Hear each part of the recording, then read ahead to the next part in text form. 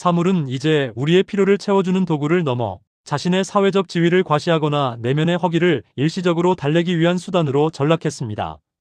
물건과의 깊은 교감이 사라진 자리에 남은 것은 끝없는 소유욕과 그 뒤에 찾아오는 공허한 쓰레기들 뿐입니다.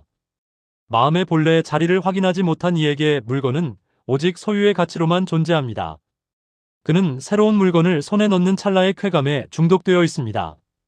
최신형 기기나 화려한 명품을 소유함으로써 자신의 존재가 더 빛날 것이라는 착각에 빠집니다.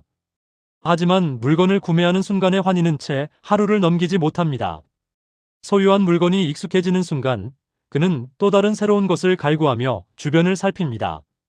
그에게 물건은 소중히 보살펴야 할 동반자가 아니라 욕망을 채우고 나면 언제든 대체되어야 할 소모품일 뿐입니다. 물건이 넘쳐날수록 그의 마음은 더욱 빈곤해지며 사물에 깃든 생명력은 그의 무관심 속에서 서서히 죽어갑니다. 그는 물건을 낭비하면서도 그것이 자신의 영혼을 갉아먹는 일임을 알지 못합니다. 물건을 험하게 다루거나 소중히 여기지 않는 태도는 사실 자기 자신을 귀하게 여기지 않는 마음의 투영입니다. 서랍 속에 쌓인 채 잊힌 물건들, 유행이 지났다는 이유로 버려지는 옷가지들은 그의 내면이 얼마나 무질서하고 산만한지를 대변합니다. 그는 물건을 소유하고 있다고 믿지만 사실은 물건에 소유당하고 있습니다. 물건을 관리하고 지키고 더 좋은 것으로 교체하느라 자신의 귀한 시간과 에너지를 바칩니다. 또한 그는 물건의 가격으로 세상의 가치를 매깁니다. 비싼 물건을 가진 사람에게는 주눅이 들고 저렴한 물건을 사용하는 사람에게는 우월감을 느낍니다. 사물이 지닌 본연의 기능이나 그것을 만든 이의 노고에는 관심이 없습니다. 오직 브랜드와 가격표라는 허상에만 매달립니다. 물건 하나가 내 손에 오기까지 얼마나 많은 이의 땀방울과 자연의 헌신이 있었는지에 대한 감각이 마비된 상태입니다. 그는 대지로부터 온 나무로 가구를 만들고 석유로 플라스틱을 빚어내면서도 그것이 지구의 살점이라는 사실을 잊은 채 무분별하게 소비하고 파괴합니다. 그의 삶은 사물과의 진실한 만남이 거세된 메마른 사막과 같습니다. 반면 마음의 본래 자리를 확인한 이의 풍경은 소박하면서도 지극한 품격이 흐릅니다. 그는 물건 하나를 대할 때 전 우주적인 인연의 무게를 느낍니다. 지금 내 앞에 놓인 평범한 나무 책상 하나를 보면서도 그는 그 책상이 되기 위해 수십 년 동안 햇살과 바람을 견디며 자라난 나무의 생애를 읽어냅니다. 그 나무를 베고 다듬어 먼 길을 보내준 사람들의 손길, 그 물건이 내 곁에 오기까지 얽힌 수많은 우연과 필연의 고리들을 경건한 마음으로 응시합니다.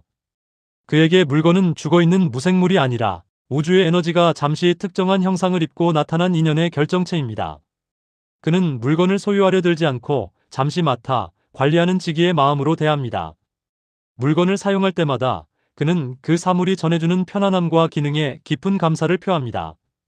펜 한 자루를 줄 때도 그 매끄러운 흐름에 감탄하며 낡은 옷 한 벌을 입을 때도 자신의 체온을 지켜주는 헌신에 마음을 보냅니다. 그는 물건을 아끼고 보살피되 그것에 집착하지 않습니다. 사물이 수명을 다해 떠나야 할 때가 오면 그는 그동안 수고 많았다는 진심 어린 인사를 건네며 기쁘게 놓아줍니다. 그의 방 안에는 꼭 필요한 물건들만이 저마다의 자리를 지키며 빛을 발하고 있으며 그 정갈한 질서 속에서 그는 더할 나위 없는 자유를 누립니다. 그는 비싼 물건보다 정성이 담긴 물건, 자신의 삶과 궤를 같이하며 낡아가는 물건들을 사랑합니다. 세월의 때가 묻고 손때가 탄 사물들 속에서 그는 자신의 성숙해가는 영혼을 발견합니다. 그는 물건을 통해 타인과 자신을 비교하지 않습니다. 명품이 없어도 그의 존재 자체가 명품임을 알기에 굳이 사물의 화려함으로 자신을 장식할 필요를 느끼지 못합니다. 그는 물건을 최소한으로 소유함으로써 최대한의 존재감을 길러냅니다. 물건을 관리하는 데 쓰이던 에너지가 안으로 향할 때 그의 내면은 세상 그 무엇으로도 채울 수 없는 보석 같은 지혜로 가득 차오릅니다. 이러한 태도는 환경과 생태에 대한 깊은 자비심으로 확장됩니다. 그는 물건을 아끼는 것이 곧 지구를 사랑하는 일이며 타인의 노고를 존중하는 길임을 잘 알고 있습니다. 함부로 소비하지 않고 하나를 가지더라도 오래도록 책임있게 사용하는 그의 모습은 그 자체로 고요한 가르침이 됩니다. 그는 사물의 뒷면을 봅니다. 이 물건이 버려졌을 때 대지로 돌아가는 과정을 생각하며 생명의 순환을 방해하지 않는 선택을 하려 노력합니다. 그의 소비는 탐욕을 채우는 행위가 아니라 생명을 살리고 인연을 소중히 여기는 기도가 됩니다. 우리는 이제 깨달아야 합니다. 당신이 소유한 물건의 개수가 당신의 행복을 결정하지 않습니다.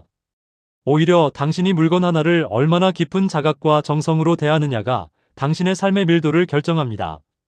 천만금의 가치를 지닌 보석이라 해도 그것을 알아보는 마음이 없다면 그저 차가운 돌덩이에 불과하며, 길가에 굴러다니는 평범한 조약돌이라 해도 그것을 우주의 신비로 받아들인다면 세상 그 무엇보다 귀한 보물이 됩니다.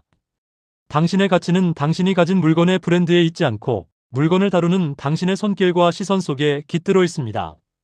당신의 주변을 가득 채운 물건들을 가만히 둘러보십시오. 그것들이 당신에게 말을 걸어오고 있지는 않습니까?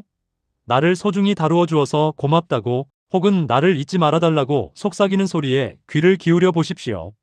물건을 대하는 당신의 태도를 바꾸는 순간 당신의 방은 탐욕의 창고에서 성스러운 명상의 방으로 바뀔 것입니다. 소유라는 낡은 각본을 던져버리고 인연이라는 경이로운 대서사시 속으로 걸어 들어가십시오. 그때 당신은 비로소 사물의 주인이 되어 물질의 바다 위를 유유히 노니는 자유로운 영혼이 될 것입니다.